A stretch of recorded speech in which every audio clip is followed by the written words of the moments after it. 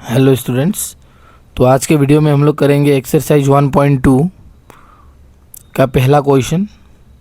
इसमें बस 3 ही क्वेश्चन है। ये बहुत इम्पोर्टेंट क्वेश्चन है, बहुत रिपीटिंग वाला क्वेश्चन है। ये प्रूव करना है कि हमें √5 क्या है, एक इरेशनल नंबर है।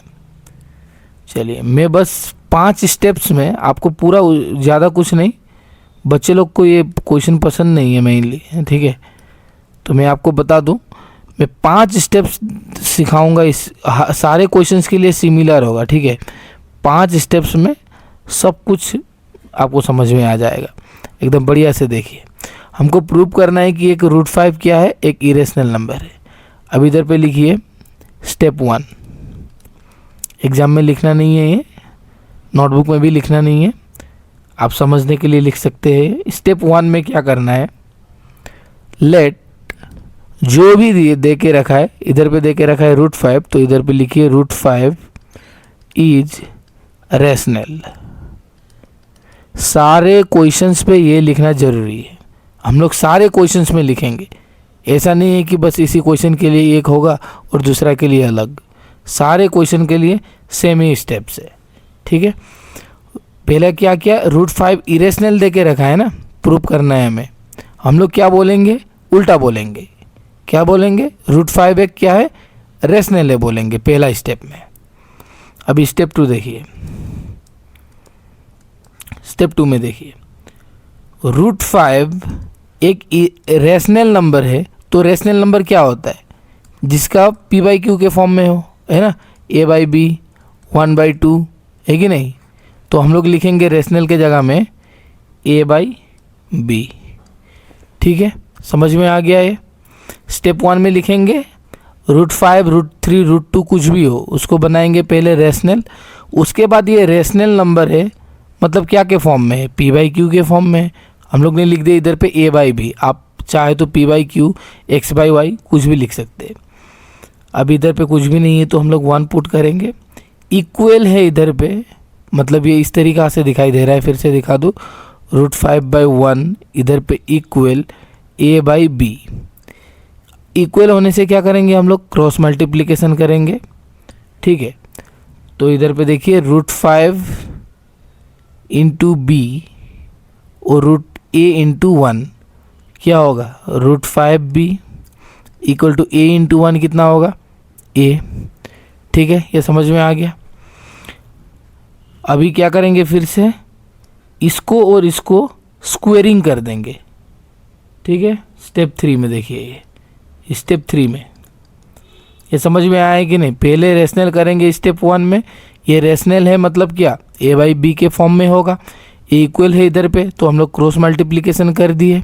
अभी इसको स्टेप 3 में स्क्वेयरिंग बोथ साइड, ठीक है, स्क्वेयरिंग करेंगे इधर पे। जब हम लोग √5b को स्क्वेयर करेंगे तो क्या होगा, 5 होगा। √5 क्या हो जाएगा, √5 स्क्वेयर क्या हो जाएगा, 5 हो जाएगा, मतलब √25 होगा। √25 को कितना होता है, 5 ही होता है। इक्वल टू, सॉरी ये b भी है इधर पे, 5b square equal to a square. और ब्रैकेट में आप लिख दीजिए squaring both sides, squaring both sides, ठीक है। चलिए, यहाँ तक समझ में आ गया। अब वीडियो को थोड़ा स्लोली कर सकते हो। चलिए, अभी फिर से देखिए। अभी हम लोग को एक सेंटेंस लिखना होगा इधर पे। जो ये 5 मिला हमें, ये बहुत इम्पोर्टेंट है। 5 इज ए फैक्टर, अभी लिखना है ये हमें, 5 is a factor of A square. तो क्या होगा, 5 एक फैक्टर होगा ए का। 5 is a factor, 5 is a factor of A, है ना। ये लिखने के बाद, स्क्वेयरिंग करने के बाद आपको लिखना होगा ये जो 5 है एक फैक्टर है ए स्क्वेयर का, इसका, ठीक है। अगर ये 5 ए स्क्वेयर का फैक्टर होगा तो ये 5 क्या होगा, ए का भी फैक्टर होगा, इस ए का भी फैक्टर होगा, ठीक है ना। बस ये लाइन को आपको एकदम थोड़ा ध्यान में देना है, ठीक है। 5 is a factor of A square, then 5 is a factor of A. अभी फिर से लिखेंगे हम लोग दूसरा, स्टेप 4, ठीक है। स्टेप 4 पे क्या आएगा, ये सब लिखने की ज़रूरत नहीं है, इधर पे आप सीरियली लिखना है पूरा इस तरीक़ा से लिखना है, ये सब डालने की ज़रूरत नहीं है, लाइन बाय लाइन पे लिखना है आंसर्स को। अब स्टेप 4 में हम लोग क्या करेंगे, a इक्वल टू 5c, हम लोग को ये फिर से लेना है। लेट अभी लिखने की ज़रूरत नहीं है। स्टेप 4 पे बस दूसरा लाइन पे, नेक्स्ट लाइन पे आपको लिखना होगा a इक्वल टू 5c। अब ये c कहाँ से आ गया, इधर पे लिखना आप वेयर c इज कांस्टेंट। आप जिधर भी जाइए, ये वीडियो को अगर आप स्किप करने वाले हैं तो आप जिधर भी जाइए स्टेप यही होने वाला है, ठीक है ना। और दूसरे चैनल पे भी जाइए स्टेप सेम ही होने वाला है और वो भी वही यही बोलने वाला है, ठीक है ना। चलो अभी फिर से सेम चीज़ करेंगे, a स्क्वायर 5c स्क्वायर, इसका मतलब क्या होता है, दोनों में स्क्वायर कर दिए, तो आप लिखिए फिर से स्क्वेयरिंग बोथ साइड्स, ठीक है। अब ये कितना होगा, a square equal to 5 into 5 25c square हो गया। चलिए अभी देखना है इम्पोर्टेंट, इधर पे देखिए a स्क्वायर जो था हमारा, ये जो a स्क्वायर था, a स्क्वायर कितना था हमारा 5b स्क्वायर था ना, तो हम लोग इधर पे a स्क्वायर की जगह में क्या लिख सकते हैं, 5b स्क्वायर लिख सकते हैं ना, इक्वल टू 25c स्क्वायर, ठीक है। ये 5 से 25 को 5 टाइम, इधर पे बच गया b square equal to 5c square. चलिए बस इतना ही तो करना है। स्टेप 4 समझ में आया ना। अभी फिर से स्टेप 5 फिर से मैं बताऊंगा। स्टेप 5 होगा लास्ट वाला। लास्ट स्टेप में फिर से वही लिखना है, 5 is a common factor, 5 is a factor of b square, 5 is a factor of b। बस इतना ही जानना है, बस इसी लाइन की वजह से आपको प्रॉब्लम हो रहा है क्या। एक बार देखिए ना कितना मस्त वाला क्वेश्चन है। पहले हम लोग को क्या करना है, रेशनल प्रूव करना है, मतलब रेशनल दिखाना है। सारे क्वेश्चंस में पहले रेशनल शो करना है, उसके बाद क्या करना है, क्रॉस मल्टीप्लिकेशन करना है, क्योंकि इधर पे रेशनल मतलब क्या होगा, a बाई बी होगा, ठीक है। उसके बाद क्या करेंगे हम लोग, क्रॉस मल्टीप्लिकेशन करेंगे, उसके बाद स्क्वेयरिंग करेंगे, ठीक है। उसके बाद लिख देंगे कि 5 is a factor of a square, इधर पे a स्क्वायर है ना, तो 5 क्या होगा, is a factor of a square, 5 is a factor of a। बस उसके बाद फिर से c को लेंगे, c d आप कुछ भी एक ले लीजिए, a इक्वल टू 5c आप लीजिए, a इक्वल टू 5d कुछ भी, बाद में c मतलब क्या होता है, कांस्टेंट है, ठीक है ना। चलिए अभी देखिए इधर पे स्क्वेयरिंग कर दिया, एक ही प्रोसेस है, a square equal to 5c square, a square मतलब a स्क्वायर। चलिए अच्छा इसको स्क्वेयरिंग किया, उसके बाद 5 into 5 25, c into c square, उसके बाद 5 से 25 को 5 टाइम, इधर पे आ गया b स्क्वायर, इधर पे आ गया 5c स्क्वायर, ठीक है। अब इधर पे भी वही चीज़ लिख दिया, 5 is a factor of b square, 5 is a factor of b। बस इधर पे क्या लिखे थे, 5 is a factor of a square, 5 is a factor of a, इधर पे 5 is a factor of b square, 5 is a factor of b। बस easy तो है क्वेश्चन, आप एक बार नोटबुक पे लिख के प्रैक्टिस करिए, एक ही बार में हो जाएगा। ये हमारा था इक्वेशन नंबर 2, जो हमें ये मिला, ये कौन सा था, हैंडराइटिंग पे मत जाइएगा, समझाने के लिए है, सब कुछ समझना इम्पोर्टेंट है। आप एक बार नोटबुक पे लिख लीजिए, उसके बाद सब पता चल जाएगा कितना इजी है ये इक्वेशन 1 है, ठीक है। तो क्या हुआ, सबसे इम्पोर्टेंट अभी इधर पे देखिए, फ्रॉम 1 and 2, ये नहीं लिखने से भी होगा, फ्रॉम 1 and 2 को नहीं लिखने से भी होगा, ये बहुत इंपॉर्टेंट लाइन में लिख रहा हूँ। 5 इज ए कॉमन फैक्टर, अभी क्या हुआ, 5 कॉमन फैक्टर हुआ है कि नहीं, 5 is a common factor of a and b, a and b। 5 क्या, इक्वेशन नंबर 1 में भी 5 आया और इक्वेशन 2 2 में भी 5 आया, ठीक है, तो 5 क्या हो गया, कॉमन फैक्टर हो गया ए और बी का, ठीक है, which is contradict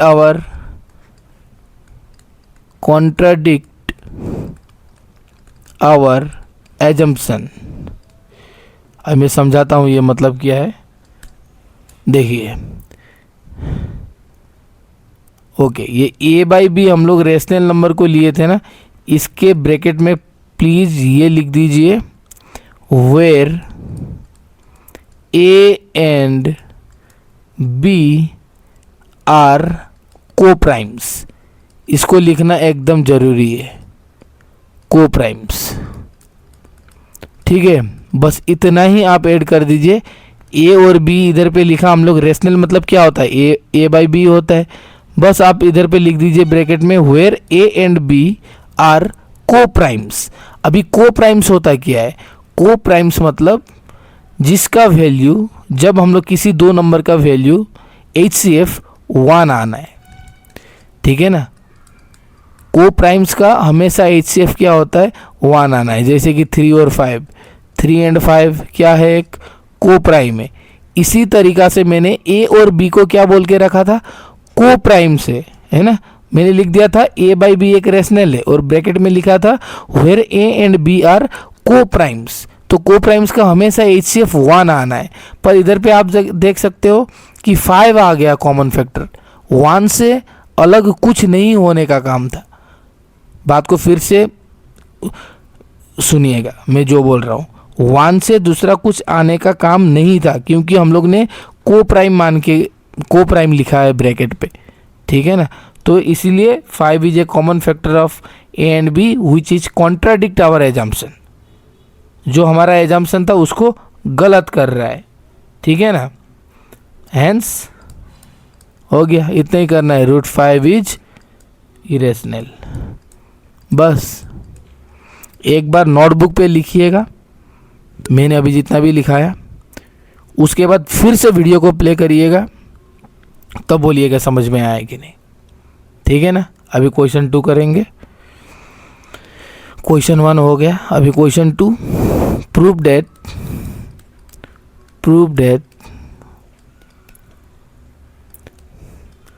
3 + 2√5 is irrational.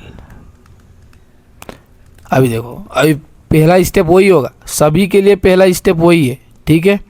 Late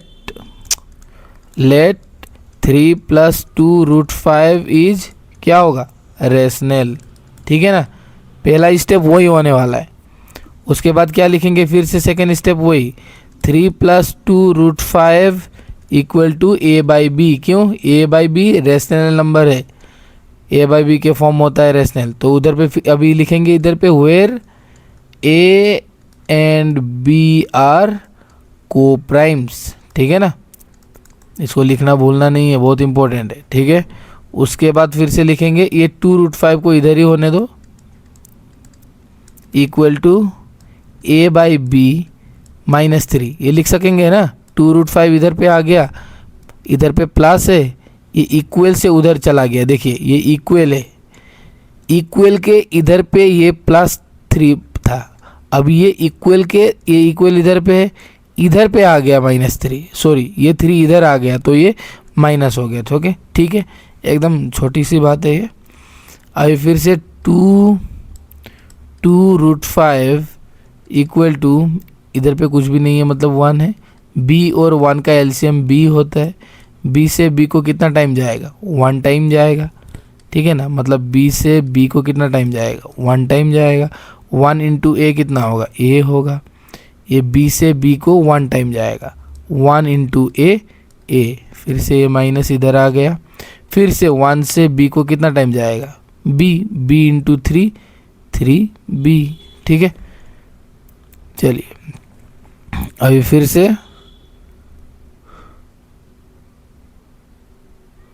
अभी क्या करेंगे हम लोग, √5, ये जो √5 इधर आया = a - 3b, ये 2 को इधर ला दिए हम लोग, 2b। चलो हो गया ना।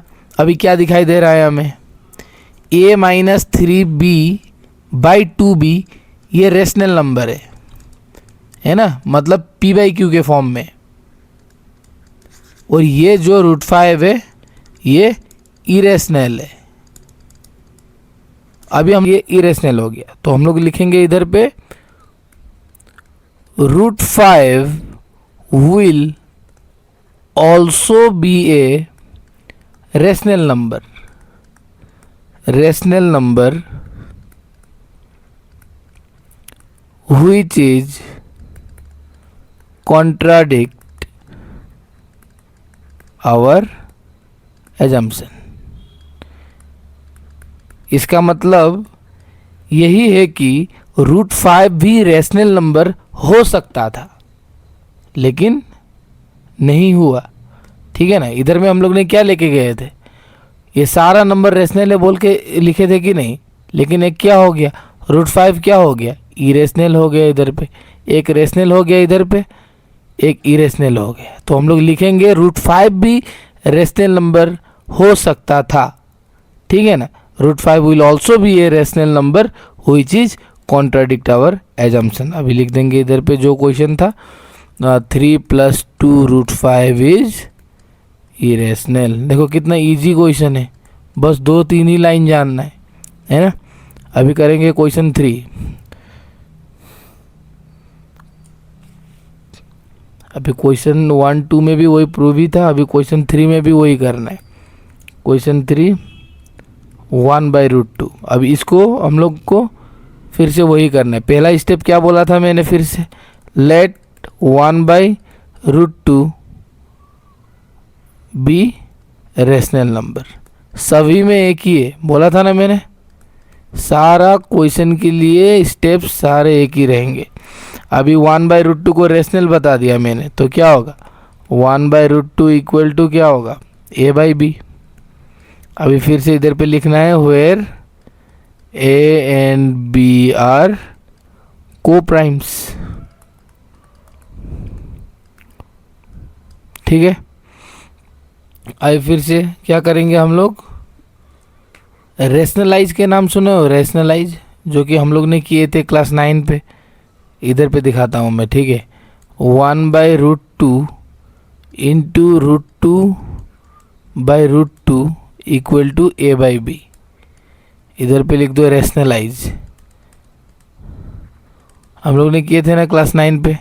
1/√2 ये डिनोमिनेटर जो है उससे मल्टीप्लाई करना है दोनों में, तो अभी इन दोनों को मल्टीप्लाई करेंगे, क्या आएगा, इन दोनों को जब मल्टीप्लाई करेंगे तब आएगा √2। अभी √2 इंटू √2 कितना होगा √4। √4 मतलब कितना 2। √2/2 इक्वल टू जो है वही a/b।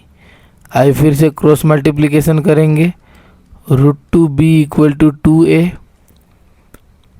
ठीक है, अभी √2 इधर पे आ गया इक्वल टू 2a/b। ठीक है, अभी फिर से वही सेम सेंटेंस लिखेंगे, 2a/b इज ए क्या रेशनल नंबर, रेशनल नंबर है ना। ये क्या है एक रेशनल, ये फिर से इरेशनल, वही लिखना है फिर से 2a/b is a rational number, ये लिख दिए। अभी फिर से लिखेंगे हम लोग √2 will also be a rational number. देखो अभी तो समझ में आ गया ना, बोला था ना पहले ही, वीडियो में एकदम बने रहिएगा। √2 will also be a rational number, ये भी रेशनल नंबर हो सकता था, which is contradict our assumption, which is contradict our assumption. This also can be a rational number which is contradict our assumption। और बाद में फिर से लिख देंगे hence 1/√2 is irrational